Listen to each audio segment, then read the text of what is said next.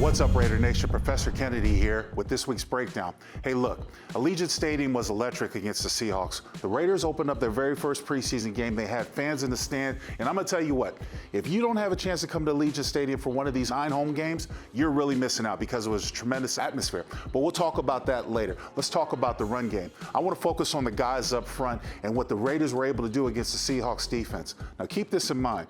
The Raiders offense had the ball for twice as long as the Seahawks offense had the ball. That is total domination. And they were able to do it not only with a great performance by Nathan Peterman, the quarterback number 3, but also out of their young running backs who we're going to focus on right away. So first I want to start with Trey Rangus, number 36.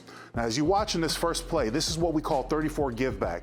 The reason why it is watch the angle of the fullback. He's going to go around the quarterback, Nathan Peterman, to get in the hole and lead Trey Rangus up. As you watch the offensive line, they create a wave right to the right. Stop it right there. You see the bend back.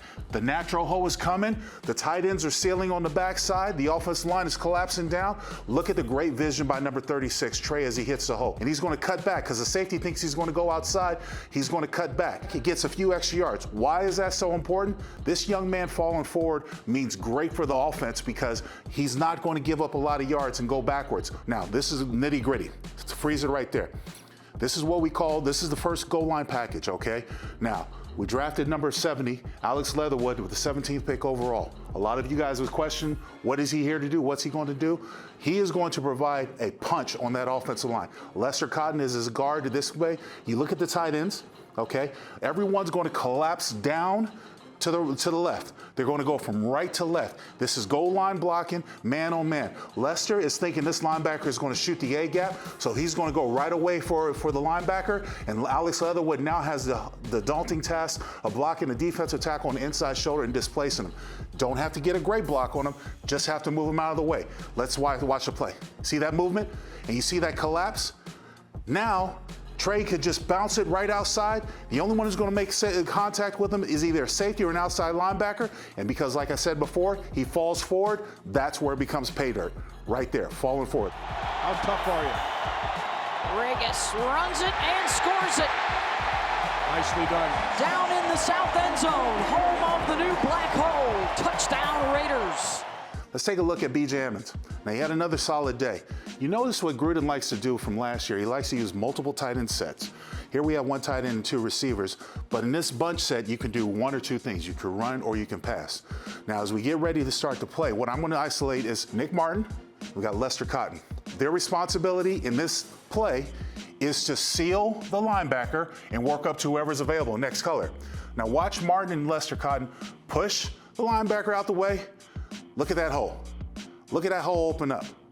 Okay, as we get downhill, as B.J. Emmons, he sees that hole open up, accelerate. He would have hit his head on the goalpost if he wasn't slowed up by the defensive end collapsing down. Lester does a great job of getting in the safety's way. Positive yards, you're in scoring territory. Let's take a look at it again.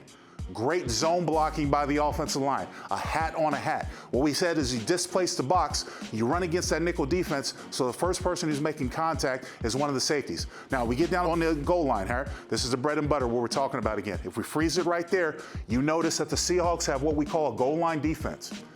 They have a defensive lineman or a linebacker on every offensive lineman. When you have this, what we do with general terminology in this point is wedge blocking. You're going to have everybody come together and wedge blocking. Now, the terminology that we'll use in the offensive line room is score with your man. Watch on the 2-yard line. The black jerseys going up against the white jerseys. Watch where the white jerseys end up at the end of the play. Let's roll it right there. Movement, movement, movement. They're pushing back. BJ doesn't need to leave his feet. He could walk in the end zone. I'm so excited for this young man, both of these young men, because they're trying to win a spot on the team. But that is great execution out of the offensive line. So here's the thing. I know it's preseason. I know it's game 1. There's a lot of things that need to be adjusted. There's a lot of things that need to be corrected. But this is a great start. A total domination on both sides of the ball against the Seahawks is a great start. Adds momentum. It's going to add momentum to the season.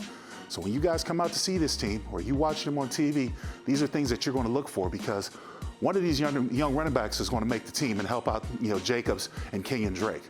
Until then, we'll have to wait and see. This is Professor Kennedy. I'll see you next time.